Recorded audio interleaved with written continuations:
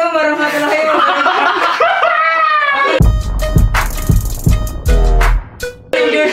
Opening dulu ya.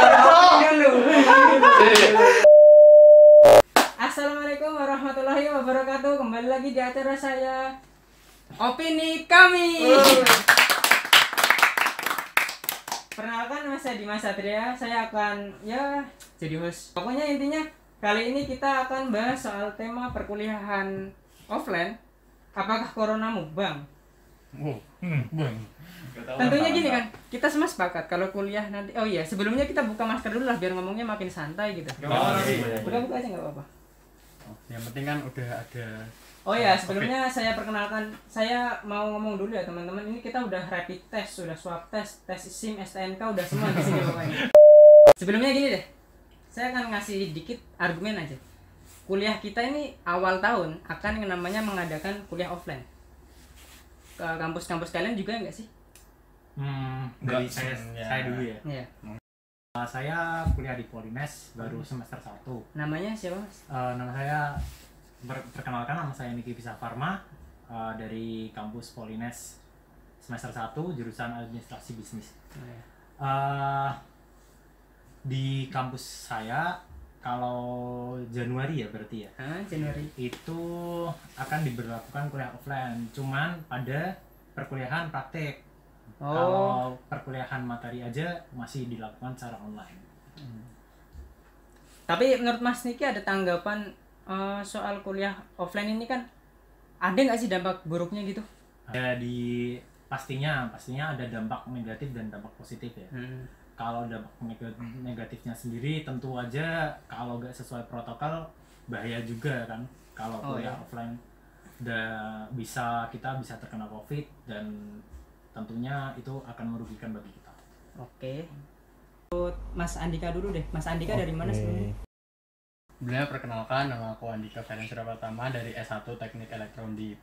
Nah, mau diomongin apa nih kalau dari Undip nih? Mungkin tanggapan soal kuliah offline ini kan otomatis ada protokol kesehatan tuh. Apa aja tuh misalnya? Yang baru-baru deh. Di Undip tuh dibilang semuanya bakal offline enggak. Sekarang tuh udah mulai ada yang offline. Di kedokteran itu udah ada yang offline, tapi dengan kebijakan-kebijakan tertentu. Nah, dan itu tuh termasuk ke dalam protokol tersebut. Nah, protokolnya di Undip sendiri itu tuh kayak 50% pesertanya di dalam kelas, terus pakai masker juga ya, masker. Iya, masker pasti. Berarti sebelum berangkat itu berangkat dulu ya. Ya pakai maskernya. Maskara ya. Gitu dong, Pak. Enggak beda. Bukan. Masker ini ya, masker ini. Iya, masker yang kita pakai lah. Nah, setelah itu social distancing, makanya itu 50% ya, awal 1 meter lah, tapi menurut saya itu nggak menjamin lah, karena nyatanya juga di kasus sekarang kan ada tuh yang baru-baru di kota Semarang juga kan, SMK yang nyatanya menerapkan hal itu, malah yang awalnya positif cuma 5 orang, sekarang yang positif jadi 170 orang. Makin banyak ya malahan. Nah, itu salah satu yang disampaikan Mas Niki tadi. Ya, itu salah satu yang SMK mana Mas kalau boleh tahu, Mas? Nah, itu lupa saya, Mas. Tapi bisa dicek kok di sensor. Dicek di sensor nanti. Ada ya tapi SMK. Ada. Kalau ngomongin soal apa tadi? Social distancing. Menurut Mas Arik deh. Apa itu social distancing yang mungkin untuk perkuliahan atau mungkin juga ada nggak sih kebijakan-kebijakan terutama atau yang paling baru buat antara kampus-kampus gitu?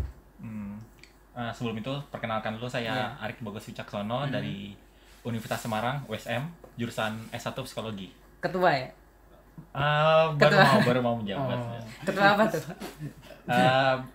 BEM Fakultas Psikologi. Waduh, tepuk tangan dong. Kalau soal social distancing ya, sebenarnya tuh bukan sosial tapi physical distancing. Physical distancing. Physical distancing. Karena kan kalau sosial berarti kita nggak boleh bersosialisasi. Yang seharusnya tuh kita harus menjaga jarak. Nah, itu kan fisik.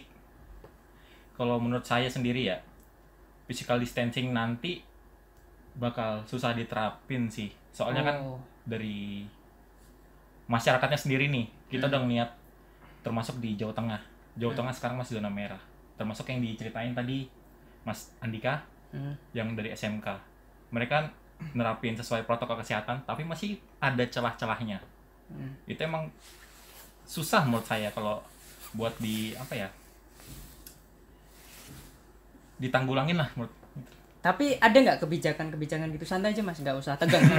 Santai aja, duduk gini juga nggak apa-apa. Mas. Santai aja, santai aja. Kayak gitu dong Mas.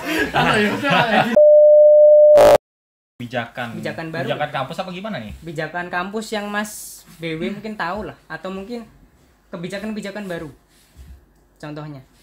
Kalau dari kebijakan kampus sendiri, USM belum ngeluarin sih. Oh, USM belum ya? Kemarin ada desas-desus katanya emang Januari mau diadain kuliah offline. Tapi ya gara-gara masalah ini yang SMK itu juga, terus ada dari karyawan USM sendiri yang meninggal gara-gara COVID, makanya nggak dijadi. Terus katanya pengen dijadiin kuliah offline tuh pas Maret. Oh, Maret. Katanya sih gitu. Masih desas-desus doang. Nah, kalau dari kampus kan belum ada. Tapi aku tahu dari temanku yang anak UPGRIS. Oh, kampus lain ya? Iya.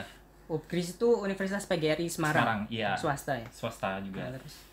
Dia kemarin dikasih surat pemberitahuan pas November lalu bakal mau ngadain kuliah offline, tapi dengan beberapa ya syarat lah buat ngikutin protokol kesehatan gitu.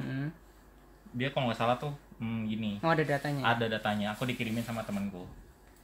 Katanya tuh jumlah mahasiswa yang hadir mengikuti perkuliahan luring di setiap gedung perkuliahan tidak lebih dari 200 orang.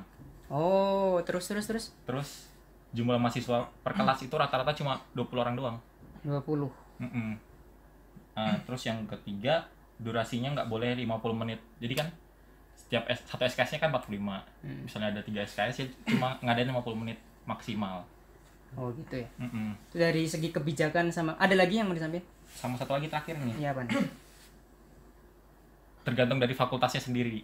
Oh, ada kebijakan-kebijakan tertentu ya. Walaupun misalnya dari univnya udah ngasih kayak begini, fakultas berhak ngotak-atiknya sendiri. Oh. Kebijakan dari fakultas lagi. Dia mau tetap jalanin kuliah offline apa enggak. Gitu sih. Dari segi kebijakan udah, dari segi physical distancing udah. Kalau dari Mas yang pojok nih, Gimana Mas? kira-kira racun buat kobra tuh ada fungsinya? Ngedukung dampak buruk deh, ada nggak Mas? Menurut Mas Arik, sebelumnya kenalkan dulu deh. Dari Oh mana? iya, sebelumnya perkenalan dulu ya. Iya. Nama saya Ilham Salam Arik. Sama-sama Arik dong. Oh iya, iya, sama-sama Arik. By the way, universitas kita sama. Oh, Sama universitasnya juga. Kebayang nggak ya? Gokil. Tapi teknik sipil saya. Oh, teknik sipil. Dari kuliah offline sendiri. Kuliah offline. Ya mau digimanain juga itu pasti dampak buruk itu tetap ada.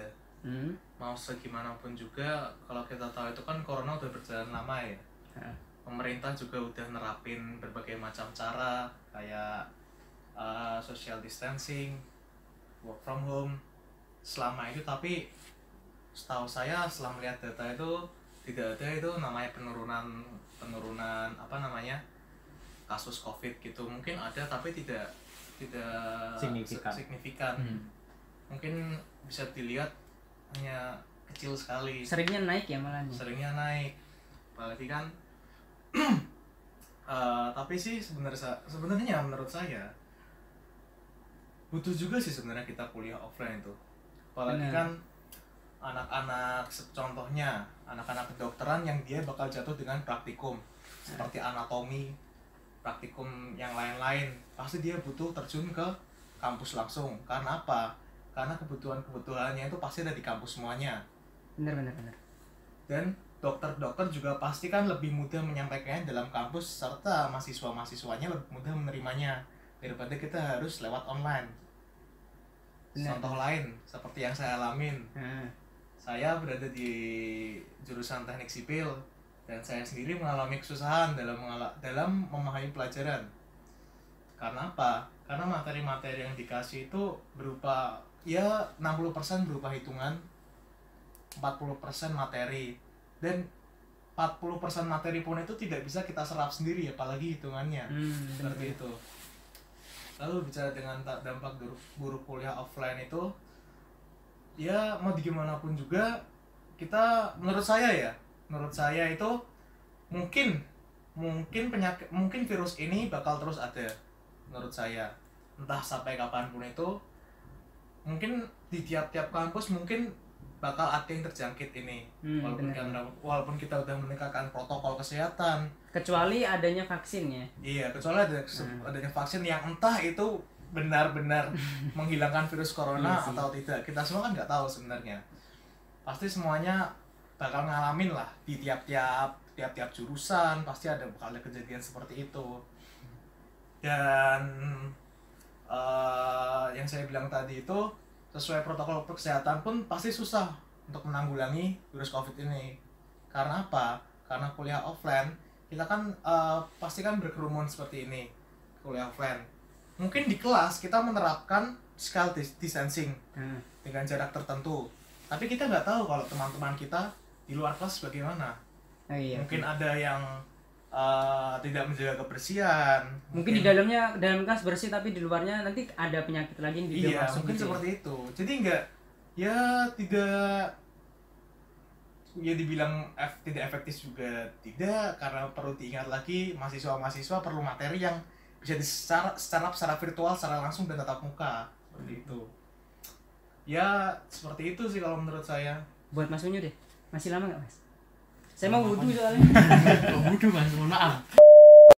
Menurut saya pribadi sih bener kuliah offline itu penting, karena banyak beberapa prodi yang kuliah offline itu justru penting karena adanya faktor kerja lapangan. Iya benar. Terus terus harus ada yang kayak praktek di lapangan, itu paling penting buat kayak tadi fakultas teknik ya. Iya, fakultas teknik, kedokteran. Boleh. Nambahin apa lagi? Terkadang itu kalau kuliah online itu nggak semua dosen itu bisa mengajari semua mahasiswanya. Oh, bener sih. Karena mungkin ada beberapa tipe dosen yang selalu video meeting, ada yang selalu cuma ngasih materi, ada yang hilang entah kemana, cuma absen tanpa materi, Cuma ada ngasih tugas. dan cuma yang ngasih tugas tanpa ada banyak sama sekali. Dan itu kayak bener-bener hal buruk bagi mahasiswa kalau terus-terusan kayak gitu. Karena saya pengalaman sendiri pun sudah menyalurkan aspirasi, dosennya tidak pernah mendengarkan. Waduh, dalam banget ya, dalam banget. Pernah. MC juga nggak pernah tuh. Waduh. Oh, mau saya sampaikan nggak Mas? Sekian ya obrolan dari kami dalam acara opini kami ini dengan tema perkuliahan offline. Kesimpulan saya dapat, mungkin protokol bisa ditaatin, terus physical distancing bisa dilakukan, tapi tergantung pribadinya individu masing-masing, apakah mereka bisa menjalankannya dengan baik, bisa menjaga diri dengan baik. Jadi sehingga bukan cuma kesehatan, tapi teman-teman sekelilingnya bisa dijaga. Terus yang paling penting, jangan buang sampah sembarangan. jauh ya dari harapan. Jauh dari materi. Ya udah, sekian ya. Sekian dari acara kami di acara opini kami. Terima kasih semuanya. Wassalamualaikum warahmatullahi wabarakatuh. Waalaikumsalam warahmatullahi wabarakatuh.